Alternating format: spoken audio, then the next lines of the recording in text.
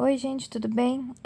Gravando então a nossa última aula, para nossa última prova, né? Então aqui eu vou gravar para vocês as lâminas do trato urinário, sistema reprodutor masculino e sistema reprodutor feminino. Então vamos começar pelo trato urinário, né? O nosso órgão representante aqui vai ser o rim. O rim é nosso órgão representante. O rim, ele acredito que todo mundo já saiba, mas é bom ser dito que o rim ele serve principalmente para filtrar o sangue, remover todas as toxinas, remover produtos que não são desejáveis para a nossa circulação e excretarem essas substâncias indesejadas na nossa urina. A composição básica do nosso rim, então, qual é? É o córtex, que é essa porção aqui, córtex, e a medula, que está dentro dessas porções que a gente chama de pirâmides, porque elas de fato elas têm esse formato piramidal, então daí vem o nome, certo? O córtex e a medula. A medula, então, como eu disse, tem as pirâmides no interior. Essas pirâmides vão desembocar nessas estruturas aqui, que a gente chama de cálices. Esses cálices, eles vão sofrer essas uniões aqui, né? E vai formar essa estrutura um pouco maior, que é a nossa pelve renal. E a nossa pelve renal vai se juntar aqui, vai descer e formar o nosso ureter, que vai se conectar com a nossa bexiga lá na porção mais inferior, certo? O rim também, ele vai ter, né, começando a parte histológica de fato, uma cápsula revestindo ele, uma cápsula de tecido conjuntivo, certo? Essa cápsula de tecido conjuntivo vai fazer essa estrutura de proteção, de fato, ali da cápsula. Diminui um pouco a caneta aqui. Então, vamos lá. Aqui, como disse, cápsula de tecido conjuntivo, tá? As estruturas que são as pirâmides. Aqui tem um corte histológico, uma lâmina, que mostra exatamente a pirâmide, que é essa porção aqui, e o cálice, que é aqui, ó, essa estrutura que vocês estão conseguindo ver, tá? As pirâmides, elas vão terminar nesse ápice aqui, que é essa porção final, vamos dizer assim, voltadas então para o cálice. A urina então vai ser depositada aqui, vai ser coletada pelos cálices que depois vão dar origem, como a gente falou aquela hora, à nossa pelve renal e futuramente os ureteres. A gente também chama essa região aqui de foramina papilária, certo? Que mais?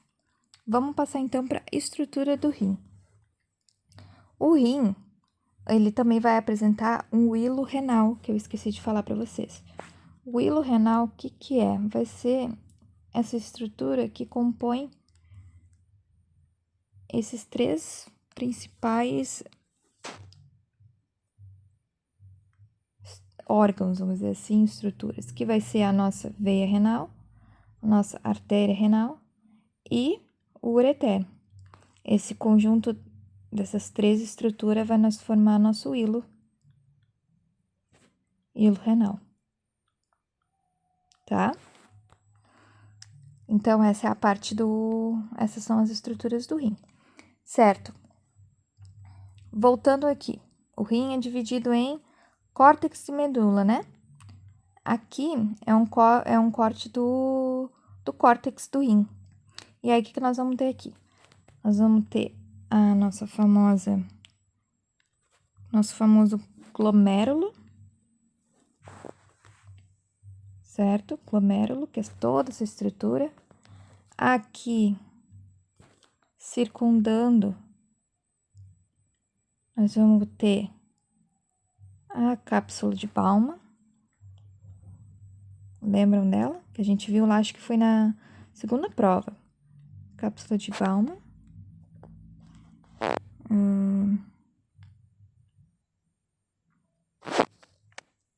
Cápsula de Bowman. Aqui vai ter o conjunto de vasos. São vasos sanguíneos que vão entrar aqui. Aqui, ó, vamos olhar aqui nessa estrutura.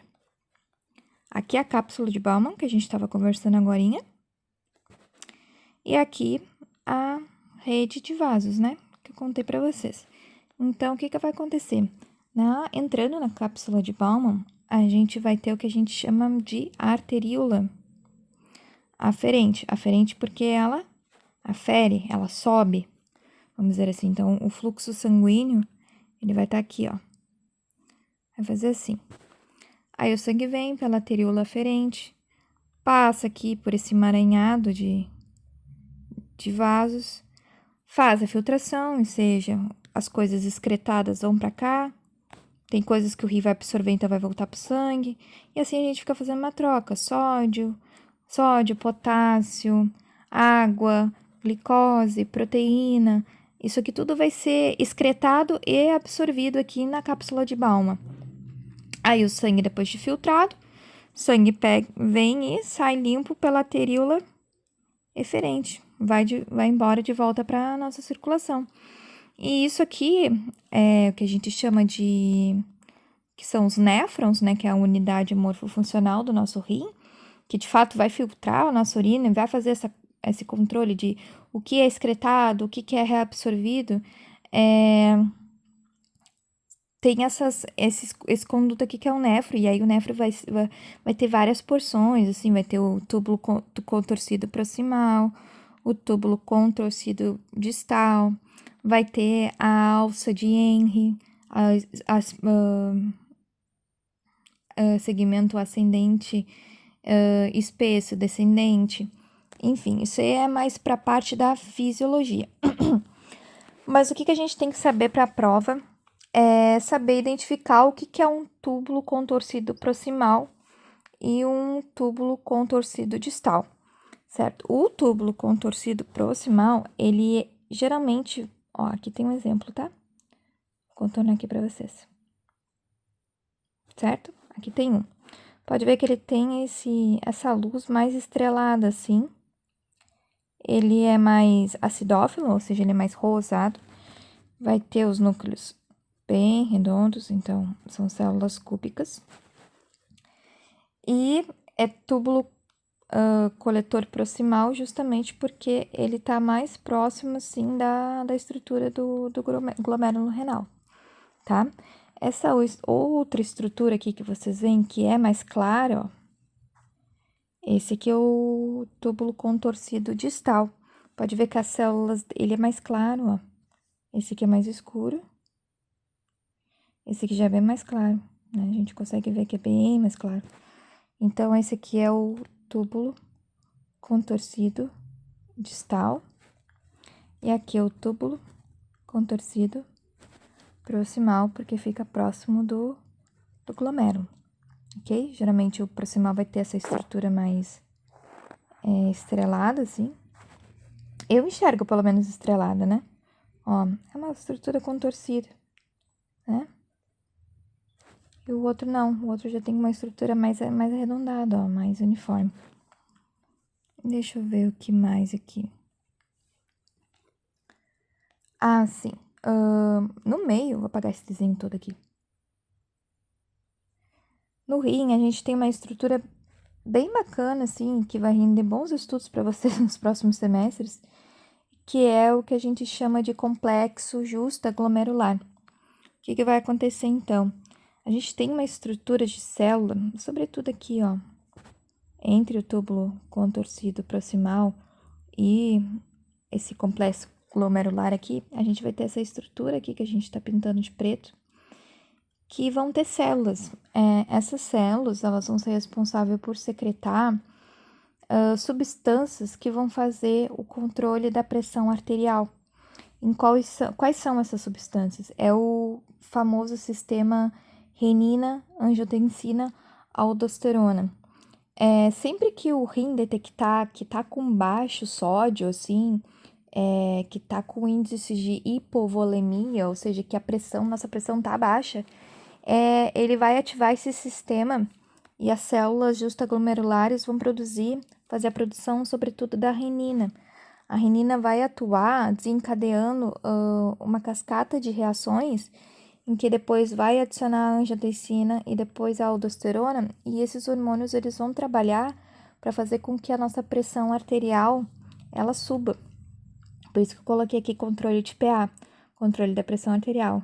Vai fazer com que essa pressão arterial suba.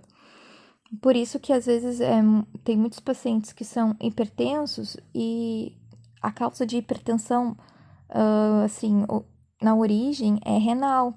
Muitas vezes é renal, né? Aí pode ter vários mecanismos, pode ter como se fosse um aperto das arteríolas, que eu mostrei aqui para vocês. Essas arteríolas, elas ficam mais estreitas e aí a pressão aqui acaba subindo, né? E o sistema renina, angiotensina, aldosterona, ele começa a ser ativado loucamente e aí a pressão do paciente não para de subir. Então, aqui a gente vai ter, né, o complexo justaglomerular, que é aqui o túbulo contorcido distal, quer dizer, o proximal. Aqui são as células justaglomerulares e aqui a mácula densa. Essa mácula densa vai ser a estrutura principal por detectar como é que tá os índices de sódio e tal, se vai precisar mandar mais, se vai precisar fazer a regulação ou não desse sistema, tá? Acho que é isso do rim que vocês precisam saber. Agora que esse aqui é o ureter, tá? O ureter, ele vai ter o urotélio, que é o epitélio, né? Só que a gente chama uro porque é parte da bexiga. A gente vai ter abaixo do urotélio aqui a nossa lâmina própria de tecido conjuntivo. Abaixo a gente vai ter a nossa camada muscular. Aqui, ó. Aqui é músculo, músculo, músculo, tá? Camada muscular. E a nossa famosa camada adventícia, tá? Esse aqui é o ureter, aquele ali que a gente mostrou, que vai ser essa porção terminal aqui da pelve renal, tá? E a bexiga, gente, o que tem de diferença na bexiga? A bexiga ela é bem parecida com o ureter, sobretudo na parte do epitélio, que vai ser o urotélio, que é esse epitélio polimorfo, dependendo do estado que tá a bexiga, se a bexiga tá cheia, ou se ela tá vazia, ela vai assumir um formato de célula, se a bexiga estiver vazia, essas células vão ficar menos distendidas, quando a bexiga estiver cheia, vai ser o contrário, né, vai ocorrer uma distensão bem grande. E a bexiga, então, ela vai ser composta pelo urotélio também. A nossa lâmina própria, mesma coisa, tá? O que vai diferir vão ser as camadas musculares. A camada muscular da bexiga, ela vai ser disposta em 3 orientações diferentes. Nós vamos ter uma camada longitudinal interna, a camada circular e a camada longitudinal externa, certo? Formando, então, essa parte da bexiga. Então, o sistema urinário vai ser isso, a gente saber o que é o rim, a cápsula de Bowman, saber que tem a parte ali da arteríola ferente, tem os túbulos contorcidos proximais e distais, saber também que o rim tem a parte do córtex e da medula. A medula é onde estão as pirâmides, que é aquela figura que eu mostrei anteriormente para vocês, aqui, ó. As pirâmides, a papila aqui, ó. Isso aqui é a pirâmide, isso aqui é o finalzinho da pirâmide, é como se a gente estivesse vendo essa pontinha aqui, tá? Aqui é o cálice, que é onde nós vamos coletar a urina. E aqui, como eu disse para vocês, as funções, né, do rim é regulação, para ver se não vai ficar muito ácido o nosso pH, isso o rim controla muito isso também. Faz a síntese, isso aqui é um hormônio, a eritropoetina. A eritropoetina vai atuar sobretudo no estímulo da produção de hemácias. Então, uma coisa que está lá na medula óssea, né, que são as hemácias, vai vir um sinal lá do rim, através do hormônio. E o sistema renina-angiotensina-aldosterona, né, que vai fazer o controle da regulação da pressão arterial. Também vai regular trocas gasosas. O rim é muito importante, na verdade, assim. Ele é um dos órgãos essenciais, assim. E é um órgão que a gente até consegue viver sem, né? Mas traz muitos prejuízos para os pacientes. Geralmente, pacientes que têm falência renal são pacientes que também apresentam anemia. Anemia, porque como eles não produzem a eritropoetina, essa sinalização de aumento de produção de hemácias fica deficiente nesse paciente, né? As células não funcionam. Então, pacientes renais crônicos que têm falência renal, geralmente são pacientes que apresentam vários quadros, assim, de anemia. Então, o pessoal tem que fazer reposição de ferro. A hemodiálise é uma situação bem complicada, assim, que nenhum paciente precisava passar. E o causador principal, assim, né, da falência renal crônica é a pressão arterial, que é uma doença silenciosa. Muitas pessoas vão descobrir que tem pressão alta, entre aspas, assim, depois da doença já ter se instalado, e depois vocês vão estudar. Isso aí vocês não precisam saber para prova, mas é a título de curiosidade, acho que é importante a gente aprender isso aí. É que o aumento constante da pressão alta acaba fazendo uma hipertrofia do coração, da camada muscular do coração, né? Que é o miocárdio. É uma hipertrofia do miocárdio, acarreta também maior esforço do coração. O coração tem que fazer muito mais força para ejetar o sangue, e aí isso aí traz problemas gravíssimos. Então, um deles é a insuficiência cardíaca. Então, às vezes, um mau controle da pressão arterial lá do rim pode levar a isso aí. Claro, são casos extremos, mas que podem acontecer, tá? Essa é uma coisa importante pra gente lembrar, que o rim, pressão arterial, assim, eles são extremamente ligados e extremamente importantes na prática médica. Inclusive na prática médica veterinária. Acredito eu que deve ser a mesma coisa, mas vocês são estudantes e vocês com certeza sabem muito mais da medicina veterinária do que eu. Aqui só relembrando, ó, aqui eu tenho um túbulo contorcido proximal, aqui o glomérulo, aqui os emaranhados de capilares, que eu falei pra você, a cápsula de Baum, e aqui as alças espessas e delgadas de Henle, tá? E aqui os tubos coletores, ó, perto da papila. Aqui é o final da papila e aqui é o cálice, certo? O ureter, como eu falei pra vocês, e aqui é a bexiga que a gente tava falando aquela hora, como que era. Aqui tem um pouquinho da fisiologia renal, de como funciona. Se vocês tiverem curiosidade, aí vocês podem dar uma lidinha depois nesse material, eu vou disponibilizar para vocês. Vamos ir lá para o sistema reprodutor masculino, que eu acho ele mais rápido. Eu acho melhor também. Então, o sistema reprodutor masculino, que a gente viu na aula, que foi... Vamos começar, então, pelo testículo. O testículo, vai ter camadas. Então, a nossa primeira camada vai ser a túnica albugínea, a túnica vascular, ou vaginalis. Não sei exatamente por que esse nome, mas é isso aí. Então, vai ter essa camada na parte externa, aqui vai ser a albugínea e aqui dentro vai ser a vaginalis. O testículo é dividido assim. Mas o que importa para nós no testículo vão ser os túbulos seminíferos. Então, o que vai acontecer? Os túbulos seminíferos, eles vão ter composições de células bem bacanas, que a primeira célula que a gente precisa lembrar, que é uma das células mais importantes, não uma das mais, mas ela é importante, né? São essas células aqui que eu tô circulando para vocês. Aqui tem outra. Ó, que ela tem um pontinho aqui, ó. São células mais ou menos triangulares. Vamos considerar triangulares, porque alguns livros dizem isso, mas elas têm esse núcleozinho assim. Mais piramidal, na verdade. Aqui tem outra, ó. Essa aqui não ficou tão piramidal, mas enfim. Ó, essas células que eu estou circulando para vocês aqui são as células sustentaculares, ou também que a gente chama células de Sertoli.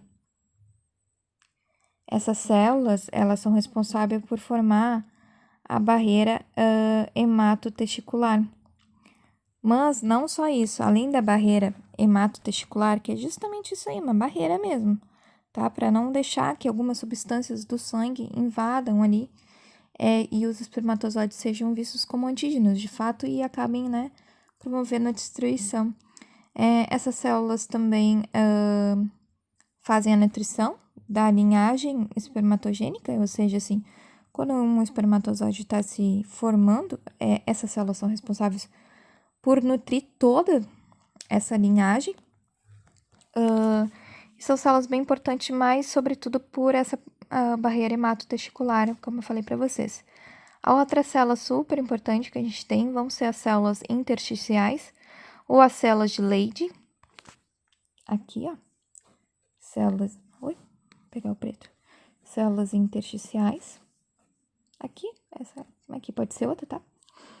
Então, as células intersticiais, elas fazem a produção, sobretudo, da testo, né? Testosterona. Aqui eles estão usados de maneira indiscriminativa por homens e mulheres em academias, né? Mulheres não devem repor testosterona.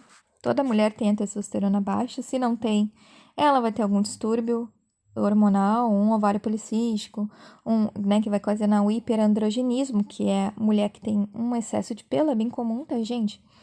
Mas, assim, mulher não faz reposição de testosterona. Uma vez eu fui no congresso e dizia que mulher não tem barba, mulher então não tem testosterona. E é verdade, gente. Porque se uma mulher apresentar alguma barba, alguma masculinização, que a gente chama, tem que ser investigado clinicamente, né? Enfim, célula de Leydig faz a produção de testosterona, sobretudo no sexo masculino. Sexo feminino é outras células que produzem, tá? Outras células também são as nossas espermatogônias, que são essas células menorzinhas aqui, que tem no... Ó, são essas células mais pequenininhas aqui. Essas espermatogônias, então, elas dão origem aos espermatozoides. E aí a gente vai ter a nossa seguinte ordem. As células espermatogônias vão dar origem aos espermatócitos tipo 1, depois espermatócitos tipo 2 e espermatozoides, tá? Quanto mais perto, aqui é a luz, né? Aqui é a luz do ducto. Quanto mais perto aqui dessa direção, mais perto tá dos espermatozoides. Então, aqui, ó, aqui já começa a ser os espermatozoides, ó. Então, seria espermatogônias, espermatócitos tipo 1, espermatócitos tipo 2. Não tem como diferenciar exatamente, mas é nessa ordem aí. Agora, partindo para o epidídimo, que o epidídimo é aquela estrutura que fica acima do testículo, né? É como se fosse assim, é como se fosse... Aqui tá o testículo, e o epidídimo vai fazer esse contorno aqui, acima do testículo. E aí vai ser dividido em cabeça, é bem assim mesmo, corpo e cauda, tá? Qual é a função, então, do epidídimo? Gente, a função do epidídimo é armazenamento, até vou escrever aqui, que eu esqueci de colocar. Armazenamento e amadurecimento, vamos botar assim, mais amadurecimento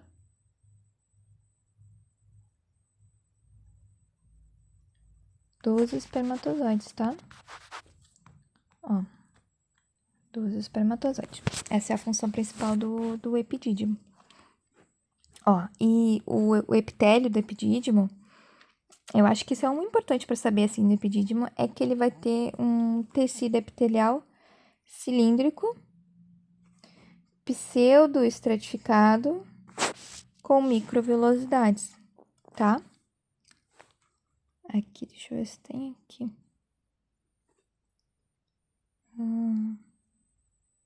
Aqui. Para fazer a ancoragem da linha espermatogênica. E o amadurecimento, ele tem esse epitélio para fazer justamente o amadurecimento. Ó, aqui tá o epitélio pseudoestratificado, cilíndrico, tá? Células têm várias alturas. E aqui vai ter as microvelocidades aqui na superfície, tá? Sobretudo para o amadurecimento dos espermatozoides. E, por fim, aqui a gente vai ter o ducto. Agora vamos voltar para cá. Aqui o ducto deferente, né, que a gente viu na aula, que vai ter a composição básica de mucosa, que é um epitélio pseudoestratificado mais a lâmina própria. Aí nós vamos ter essa grande camada muscular, né, para fazer a injeção dos espermatozoides. E, por último, mas não menos importante, a camada adventícia, que vai revestir o ducto deferente. Então, do sistema reprodutor masculino, acho que, na minha opinião, o que é essencial para a prova é isso, tá? E agora nós vamos partir para o último, que é o sistema reprodutor feminino, que, na minha opinião, é um dos mais difíceis de compreender. A fisiologia é muito difícil. Eu acho muito interessante, mas eu confesso que acho bem complicado de entender. Mas, enfim, a gente tem que saber duas principais porções do sistema genital feminino, que vão ser os ovários e o útero, né? Até porque pode variar de espécie para espécie, como é a vagina, e então eu não tenho confiança nisso, então acredito que isso eu vou deixar passar. Então, o que acontece? O ovário é esse órgão aqui, que a gente tá vendo, e o que acontece? As mulheres, vamos dizer assim, vamos mudar para fêmeas, tá? As fêmeas, elas geralmente já nascem com um número de óvulos contados. Então, assim, no nascimento, a partir do nascimento, a mulher já vai nascer com um número de óvulos determinados já no nascimento. Então, enquanto ela está sendo gestada, né? Enquanto, por exemplo, minha mãe está grávida de mim e meus óvulos já estão sendo formados lá dentro da barriga dela. Isso é muito engraçado, né? É bem curioso, sim. E o que acontece? Os nossos óvulos, eles vão ter eles têm uma evolução característica, que são, a primeira coisa que a gente vai ter vão ser os folículos primordiais. Ó, anotei aqui para vocês. Depois, como evolução, nós vamos ter os folículos primários. Depois, os folículos secundários. Aí, o folículo vai ficar maduro. E esse folículo vai ser liberado, né? Vai ser quebrado assim, entre aspas, quebrado, vai ser rompido e esse óvulo vai ser jogado na cavidade peritoneal. Pelo menos nas mulheres, tá, gente? Vocês confiram isso depois. Mas, na histologia feminina, esse óvulo ele é lançado na cavidade peritoneal. Depois ele é captado pelas tubas uterinas, conduzido até ali mais ou menos até a metade da tuba. O espermatozoide entra pelo colo do útero, sobe o útero e encontra o espermatozoide, o óvulo ali na tuba. Depois de fecundado, o embrião desce pelo útero, implementa no endométrio, né? Ele se fixa no endométrio e ali se desenvolve a gestação. Mas, enfim, depois que o óvulo é liberado, a gente vai ter, entre aspas, bem entre aspas, uma cicatriz que a gente chama de corpo lúteo. Esse corpo lúteo é bem importante, se eu não me engano, na produção de progesterona. O corpo lúteo ele produz muita progesterona, que é um outro hormônio feminino, né? As mulheres têm o estrogênio e a progesterona, que são os dois hormônios principais. E o corpo lúteo é um grande secretor, então, de progesterona. E aqui, ó, o corpo lúteo depois ele sofre uma regressão e ele forma tipo uma cicatriz no nosso ovário. Então, mulheres mais velhas, assim, o ovário vai ser todo fibrosado, justamente por conta dessa cicatriz que os corpos lúteos deixam devido à menstruação, tá? A ovulação e tal, o ciclo menstrual da mulher, que é de 28 a 30 dias aproximadamente. Então, o que vai acontecer? Os folículos primordiais são esses folículos bem pequenininhos aqui, ó. Eles literalmente são focos, assim. Não tem muito especial, ó. Aqui teria um folículo primordial. O que acontece? Depois do folículo primordial, a gente vai ter os folículos primários. Os folículos primários, a gente pega e considera eles primários porque eles vão começar a desenvolver, além, né, da proliferação das células, aqui, ó, a gente consegue ver. As células começam a se proliferar. Mas, além disso, a gente vai ter o surgimento de uma estrutura que a gente chama zona pelúcida, que é essa parte que eu tô contornando aqui para vocês. A zona pelúcida, o que ela vai fazer? Qual é a função da zona pelúcida, então? A zona pelúcida, ela vai servir para atrair os espermatozoides. Então, ela vai promover um gradiente químico que a gente chama de quimiotaxia, ou seja, ela vai lançar excesso de produtos químicos, entre aspas, e isso vai fazer um gradiente, como se fosse uma corrente elétrica que vai ter 2 pontos de tensão diferentes, e esses espermatozoides vão ser atraídos pela zona pelúcida. Isso aí a gente chama de quimiotaxia. Ele também vai fazer a proteção do ovócito, que é a célula, né, do óvulo, para que não, igual lá no testículo, não seja reconhecida como antígeno e não seja degradado pelo próprio corpo, certo?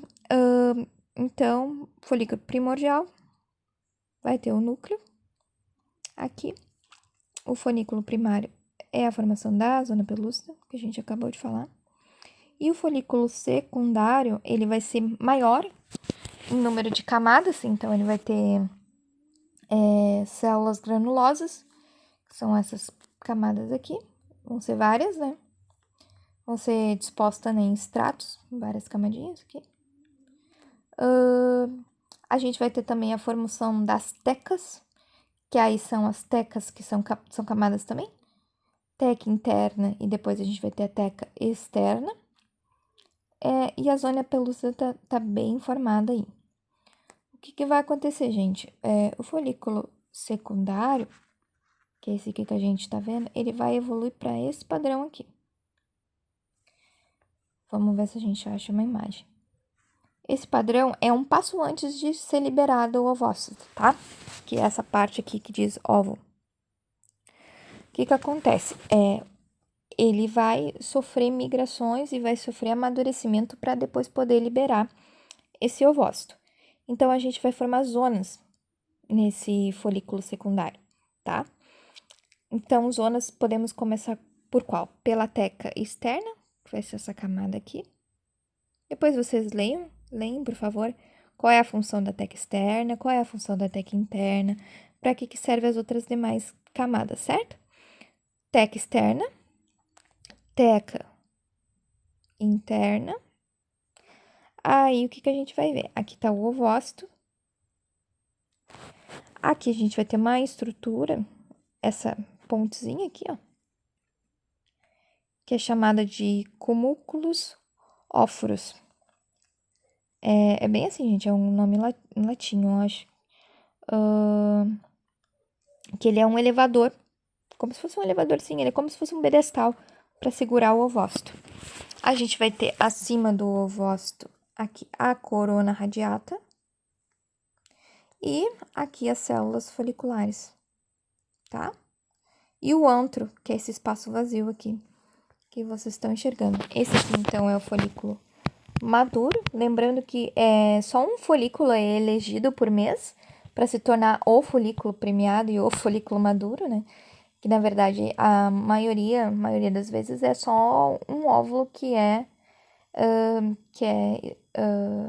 solto na cavidade peritoneal, pelo menos para as mulheres. Novamente, repito, leiam, vê se é isso na veterinária, tá? Mas normalmente é um. O que acontece às vezes a mulher pode às vezes ovular 2 óvulos né, durante o mês. Isso pode acontecer. Não é tão comum, mas acontece, certo? Depois a gente vai ter as tubas aí. Eu acredito que essa parte, eu não sei se entra também pra vocês, tá? Mas depois o que a gente vai olhar aqui tem a parte do ciclo menstrual, quem tiver curiosidade de saber como que é, pode ver que o endométrio, que é o útero, a camada muscular do útero, ele vai evoluindo, né? Ele vai ficando mais espesso, vai criando mais glândulas, vai criando mais circulação, esperando, né, o concepto. Aí, quando não tem, né, o que acontece é uma necrose. Literalmente, esses vasos morrem, essas glândulas morrem, e aí acontece a menstruação, né, que é essa degradação do endométrio que ficou esperando, né, ficou esperando esse concepto que é a gestação. E aí a gente vai ter o útero, então. O útero são 3 camadas importantes. Vamos começar de dentro para fora. A gente vai ter o endométrio, que é como se fosse a mucosa, que é um epitélio simples, cilíndrico, ciliado, e a lâmina própria com bastante glândulas, como eu acabei de falar para vocês. A gente vai ter depois a camada muscular, que é o miométrio, que é a camada responsável pelas cólicas, né? O músculo começa a se contrair, cólica. E por fim, a gente vai ter a última camada que vai revestir o nosso útero, que é o perimétrio ou epimétrio, que é a nossa camada serosa. O que acontece? Acredito que a maioria já deve ter ouvido falar de endometriose. E o que é a endometriose? O endométrio é uma camada do útero, né? A camada interior do útero, é como se fosse a mucosa. E ele é um epitélio, então ele vai ter também glândulas ali, como o epitélio normal. E o que acontece? As pacientes que têm endometriose, o que vai acontecer? Vai crescer esse tecido fora do útero. É o que a gente chama de focos de endometriose. Então, ou seja, a mulher ela pode ter crescimento de endométrio, por exemplo, no intestino. Aí a gente vai ter focos de endometriose no intestino. Pode ter focos de endometriose na cavidade peritoneal, que é essa gordura, né, que fica entre as vísceras. Então, assim, são doenças bem curiosas, assim, e que a gente não sabe exatamente qual é a causa, mas a gente sabe que acontece. E a endometriose geralmente cursa com uma menstruação bastante dolorosa, uma limitação de fertilidade. Então, aprender histologia é bom para a gente poder relacionar essas doenças, porque uma hora ou outra vocês vão acabar tendo contato com isso, sobretudo na parte reprodutiva, né? Animal, que na veterinária isso é bem forte. Então é isso, gente. Essas são as 3 aulas. Eu vou deixar gravada não, mas eu vou deixar recomendada outras 2 aulas de sistema endócrino e também de tegumento, que é a pele. Pele fina, pele espessa, aquela parte de formação de queratina e tal, e as camadas da pele. Então eu vou deixar recomendado para vocês. Desejo uma boa prova. Tô me despedindo da monitoria também. Foi um prazer ter ajudado vocês a cursarem esse semestre. Peço desculpas também. O final de semestre também bateu na minha porta. Tive algumas dificuldades em farmaco, em patologia, mas faz parte, assim. Tô sempre tentando ajudar vocês e espero que vocês tenham aproveitado mesmo, assim, o primeiro semestre, que vocês levem com carinho essa emoção, esse brilho do primeiro semestre, porque agora, conforme o avançar da faculdade, a tendência é ficar um pouco mais cansativa, ficar um pouco mais desanimado. Mas não se desanimem, não, né? Pense que daqui a uns anos vocês já estão formados, vocês já estão com o CRMV de vocês em mãos, podem trabalhar nas suas respectivas áreas, né? Então, assim, ainda tem um pouco de chão para trilhar, mas vocês são um curso que tem bastante contato com a área prática. Então, isso ajuda vocês muito, sim, sabe, na motivação. Assim como no meu curso, isso ajuda muito, assim, a gente ter contato com os pacientes, ter contato com a dinâmica clínica, assim, é muito rica essa parte. Certo, gente? Obrigada por assistir as aulas, obrigada por toda a compreensão também. Pra vocês se lembrarem sempre que eu também sou aluna. E é isso, gente. Uma boa prova, né? E um bom final de semestre pra vocês.